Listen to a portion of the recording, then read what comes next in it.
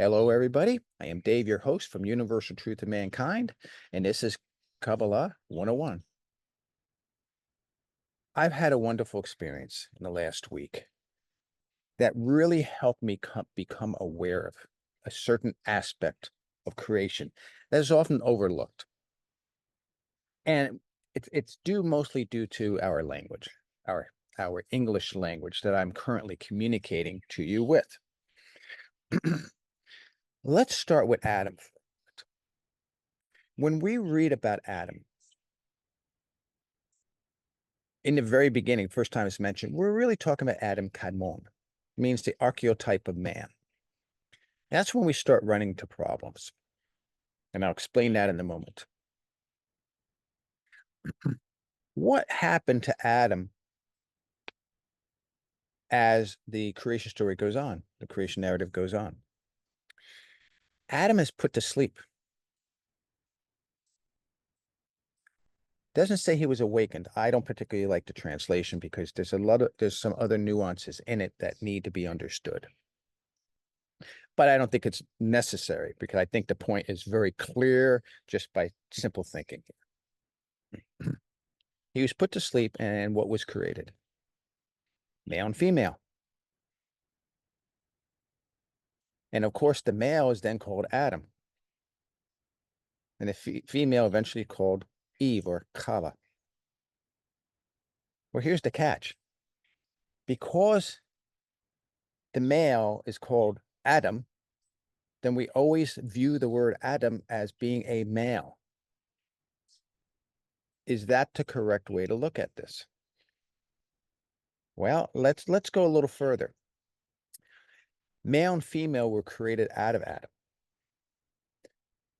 The Hebrew words for male and female, what? Ish and Isha. What does Ish sound like? Sounds like a flame, doesn't it? Ish. Isha. Isha is the feminine version of Ish. So what was created were two equal parts. At the same time, Adam was divided into Ish and Isha. We don't see that in English. So our immediate thinking goes to male and female. And the male is called Adam. And the female is called, well, at first, woman. Then finally, Kava, life bearer. You see what's happening here? We're not viewing Adam properly. We talk about having a new Adam. Christianity talks about it all the time. They're always looking for a new Adam. In Judaism or in Jewish thought, believe it or not, if you stick to the Zohar, it tries to keep both together. Male and female are the product of Adam. And that's the thought we have to keep. So we have to keep ourselves constantly aware that if we want true redemption, we want true tikkun olam, we want the world to come, the male and the female souls have to bond together again to create what? An Adam. You see where this is going? So from now on, you're going to see me be more sensitive to the male and female aspect of the Creator and of our redemption. It's not just unifying Jew and Gentile.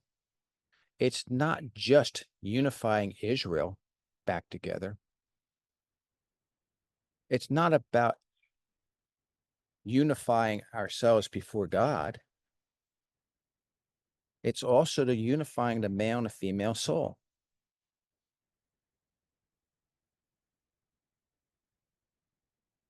Keep that in mind as you watch my videos in the future.